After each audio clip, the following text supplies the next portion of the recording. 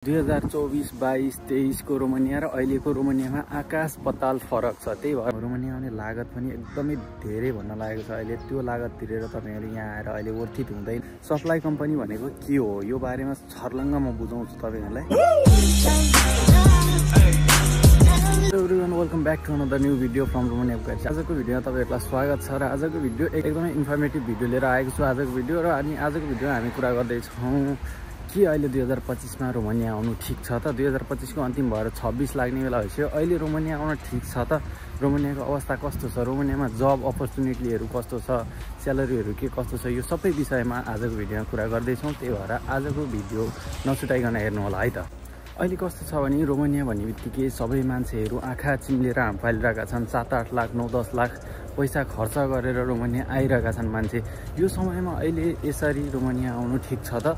किनभने धेरै मान्छेहरुले दुःख पाएका छन् भने धेरै मान्छेहरुले लाखौं कमाई पनि राखेका छन्। धेरै मान्छेहरुले दुःख पाइरहेका छन्। 8-9 लाख तिरेर रोमानिया आउनु ठीक हो कि 1-2 लाख तिरेर गल्फ कन्ट्री गएर पैसा कमाउनु ठीक हो त हैन। यो सबै बारेमा मैले आज छर्लङ्ग पाएँ। अहिलेको समयमा मान्छेहरु रोमानिया भने पछाडी एकदमै धुइरो लागेर आँखा चिम्लेर हाम परिरहेको अवस्था छ। जुन यहाँको यथार्थ अवस्था चाहिँ हामी नेपालमा बसेर मेन पावरहरुमा कुरा गरेर मेन पावरले भनेको जस्तो छैन। 2024 मा जस्तो अवस्था व्यवस्था थियो नेपालीहरुले काम गर्ने थलो रोमानियाको, अहिले त्यस्तो छैन। 2024, 22, 23 को रोमानिया र अहिलेको रोमानियामा आकाश पताल फरक छ। त्यही भएर तपाईहरुले अहिले आँखा चिम्लेर हाम नफाल्नुहोस् रोमानियामा। कारण म बिस्तारै भन्छु तपाईहरुलाई, भिडियो अन्तिमसम्म हेर्दै जानु होला।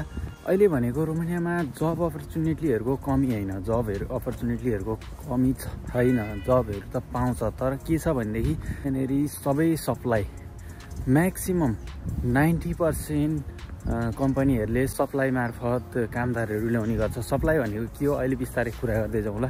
अनि यो सप्लाई भए पछाडी कस्तो हुन्छ तपाईहरुलाई के सेवा सुविधा, धेरै सेवा सुविधाहरु पाउनुहुन्न जुन कम्पनीले दिएको, जुन चाहिँ त्यो सप्लाई कम्पनीले खाइदिन्छ सबै। अनि तपाईहरुलाई जुन स्यालेरीहरु कम्पनीहरुले प्रोभाइड गरेको फुल स्यालेरी त्यो पनि पाउनुहुन्न र अनि धेरै कुरामा फरक पर्छ यो सप्लाई भए पछाडी। तपाईहरुलाई खाना बस्न कम्पनीले राम्रो प्रोभाइड गरेको हुन्छ, तर सप्लाई कम्पनीले के गर्छ होस्टेलमा लिएर गएर थन्काइन्छ तपाईहरुलाई। यस्तोहरु धेरै फरक पर्छ। त्यही भएर अहिले 2025 मा रोमानिया आउनलाई अब यो बारेमा कुरा गरौँ है त। सप्लाई कम्पनी भनेको के हो यो बारेमा छर्लङ्ग म बुझाउँछु तपाईहरुलाई।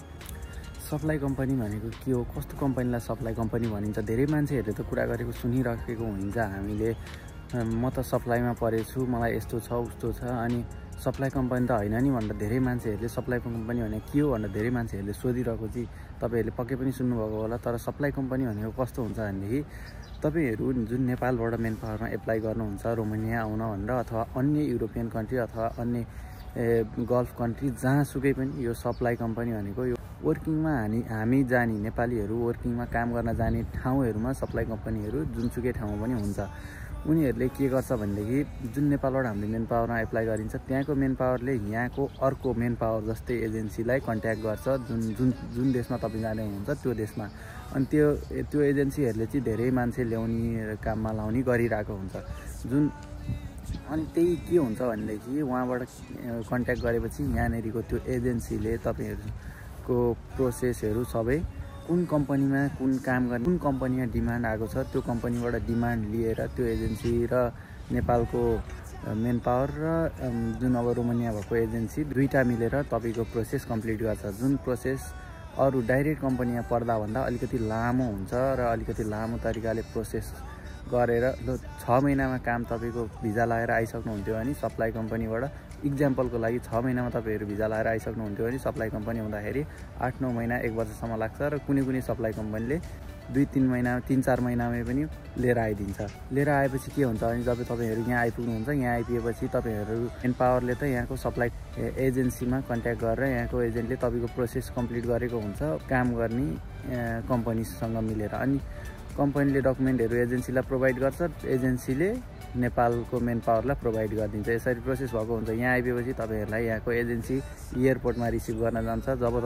जब तपाईहरुलाई एयरपोर्टमा एजेन्सीले रिसिभ गर्छ, एजेन्सीले एयरपोर्टमा रिसिभ गरिसकेपछि लिएर गएर तपाईहरुलाई उसले तयार गरेको बस्ने ठाउँ होस्टेल छ अथवा अपार्टमेन्ट छ अथवा के छ त्यसमा तपाईहरुलाई बस्नलाई तपाईहरुको सामानहरु लगेजहरु थन्काउन बस्नलाई मजाले प्रोवाइड गर्छ। त्यस पछाडी भनेको अनि एजेन्सीले हामीले यसरी ल्याइसकेको छौं, यतिजना मान्छे आउँदैछन् नेपालबाट तपाईहरुको कम्पनीमा काम गर्न भनेर इन्फर्म गरिसकेको हुन्छ कम्पनीमा। अब त्यो कम्पनीले तपाईहरुको फेरि बन्ने कहिलेबाट काम लाउने, के गर्ने, कहिले मेडिकल गर्ने, कहिले चेक गर्ने, त्योहरु सबै गरेर तपाईहरुलाई काममा लान्छ।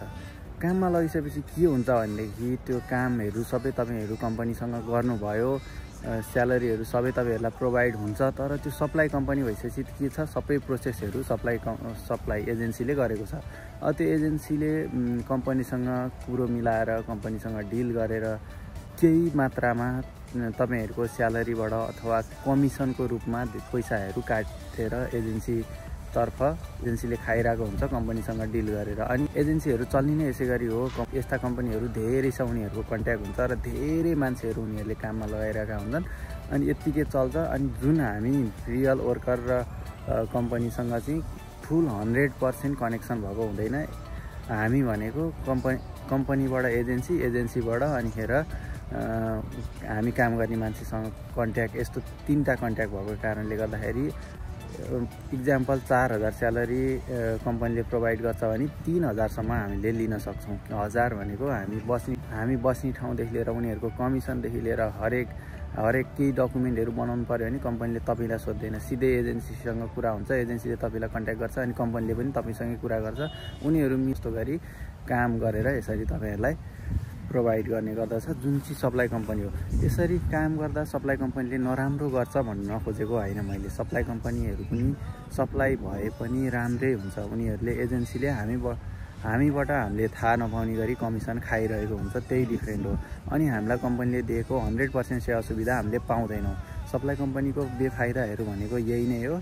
अनि अहिले रोमानियामा के छ भनेदेखि सप्लाई कम्पनी एकदमै 90% कम्पनीहरूले सप्लाई मार्फत काम गर्ने गर्दछन्, यसरी एजेन्सी मार्फत काम गर्ने गर्दछन्। अनि यसरी काम गर्दाखेरि यहाँनेरि भनेको कुनै कम्पनीहरू यस्तो छन्, धेरै नेपालीहरू, धेरै श्रीलङ्कन, इन्डियन, पाकिस्तानी, विदेशी कामदारहरू धेरै लगाउने कम्पनीहरू छन्।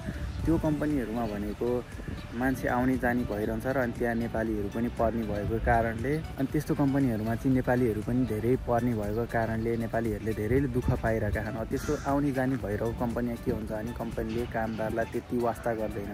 त्यति वास्ता नगरिसकेपछि तपाईहरु आएको 1 महिनासम्म पनि काममा लागेको हुँदैनन् कोही। अनि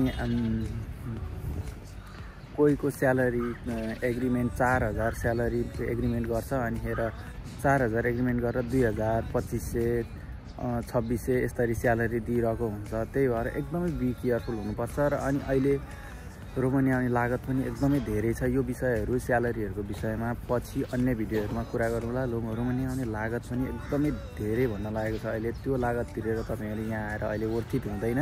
यहाँनेरि धेरै नेपालीहरूले दुःख पाइरहेको कारणले मेरो सल्लाह सुझाव तपाईहरु त्यति धेरै लगानी गर्नुभन्दा तपाईहरु गल्फ कन्ट्री गएर यहाँको भन्दा बढी कमाउन सक्नुहुन्छ र यहाँको जस्तै कमाइ हुन्छ। यहाँनेरि भनेको तपाईहरुको लगानी अनुसारको कमाइ अहिले छैन। जुन पहिला 2024 सम्म रोमानिया एकदमै राम्रो थियो, अहिले 2025 को अन्तिममा नेपालीहरू पनि एकदमै धेरै मात्रामा आइसक्नु भएको छ र अनि धेरै मान्छेहरूले दुःख पनि पाइरहनु भएको छ।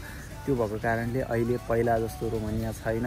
एप्लाई गर्दाखेरि बी केयरफुल भएर आउनु होला। म धेरै लगानी गरेर नि युरोपै जान्छु, ठिक्क कमाइ गर्छु भन्ने सोच छ भनेदेखि आउँदा ठिकै हुन्छ। तर तपाईहरुले 8-10 लाख लगानी गरेर ऋण तिर्नलाई 1-1.5 वर्ष मजाले 1.5 वर्ष 2 वर्ष लाग्छ। त्यही भएर यहाँ आएर धेरै कमाइ छैन अहिले। त्यो भएर तपाईहरु बी केयरफुल भएर आउनु होला। ठाउँ राम्रो छ, मान्छेहरू राम्रा छन्, लोकल मान्छेहरू राम्रा छन्, जब अपर्च्युनिटीहरू राम्रै छ। तर यस्तै एजेन्सीहरू धेरै, दलेहरू धेरै भएर रोमानिया जुन पहिला जस्तो छैन। मैले यथार्थ कुरा बताएको छु। यो मैले गरेको कुराहरूमा केही कमजोरी छ भने पक्कै पनि तपाईहरुले कमेन्ट गर्नु होला। र यस्तै अन्य धेरै इन्फर्मेटिभ भिडियोहरू तपाईहरुलाई मैले दिनु नै छ। त्यही भएर हाम्रो भिडियो हेर्दै गर्नु होला, हाम्रो च्यानललाई सब्स्क्राइब गर्दै गर्नु होला। आजको लागि tata bye bye, see you in the next video.